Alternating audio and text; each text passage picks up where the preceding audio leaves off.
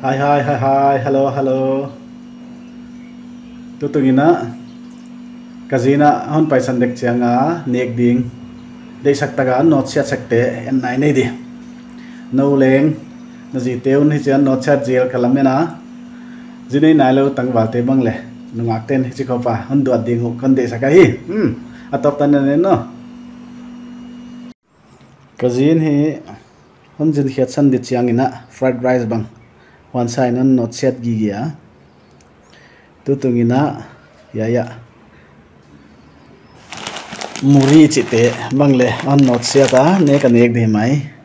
bujia bang alu bujia bang not siata cake khong le on na pang bon mama mo ka biscuit khong le lo mo ya dry fruits grape ga koi vai te ve ai bang chenga ya kha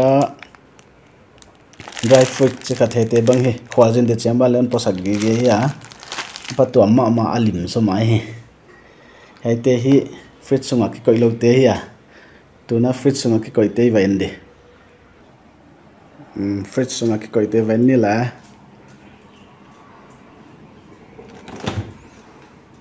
fruit sunga bang bang mala chena enjol jol phot ni la fruit sunga kha ya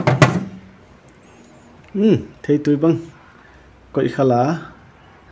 u thona na lumi sak jaban ek thei mai di khang on koi sak se kai anu aya en sukle ak tui bang le san koi sak deb dum mai vai te zo tui siang mai hi he ko ma mangan ichi mai kang hau bang khan kan san koi sak mai hi ya te kha sun chang khonga editing ball kong khan ek de oi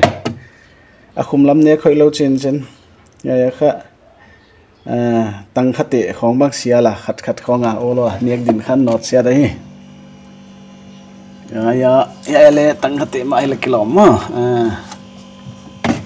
ya bong sa ho bal nen chi din tamo bang lo me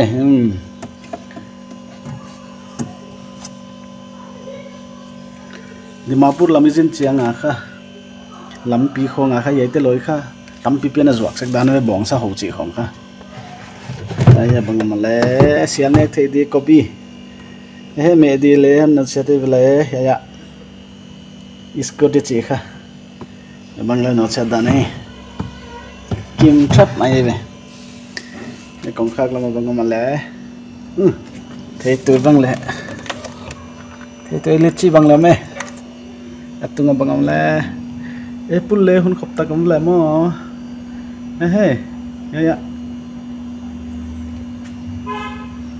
sek bang le